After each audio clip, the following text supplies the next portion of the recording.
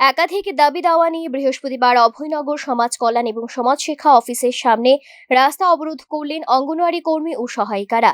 তাদের অভিযোগ, দীর্ঘদিন ধরে বিভিন্ন দাবি জানানো হলেও এখনো পর্যন্ত সমস্যাগুলি স্থায়ী সমাধান হয়নি।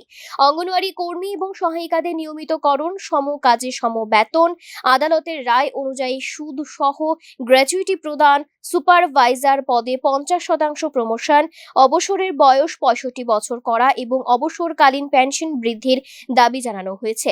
এছাড়াও পুজোর বোনাস হিসেবে 10,000 টাকা, পোষণ ট্র্যাকের ব্যবহারের জন্য ল্যাপটপ ও রিচার্জের ব্যবস্থা এবং বাজার দরের সঙ্গে সামঞ্জস্য রেখে পোষণ আহারের অর্থ প্রদানের দাবি তুলেছেন তারা। আজকে আসা আমাদের 10টা দাবি।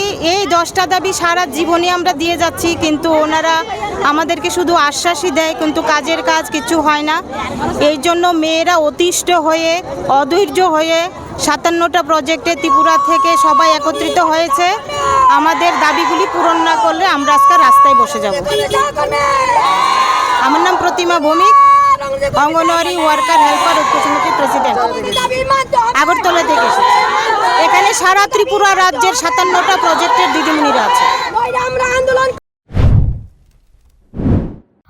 আন্দোলনকারীদের দাবি, সরকারের পক্ষ থেকে দ্রুত তাদের সঙ্গে আলোচনায় বসে সমস্যার সমাধানের উদ্যোগ নিতে হবে, অন্যথায় আগামী দিনে আরো বৃহত্তর আন্দোলনের হুঁশিয়ারি দিয়েছেন অঙ্গনওয়াড়ি কর্মী ও সহায়িকারা। ব্যুরো রিপোর্ট, নিউজ নাও।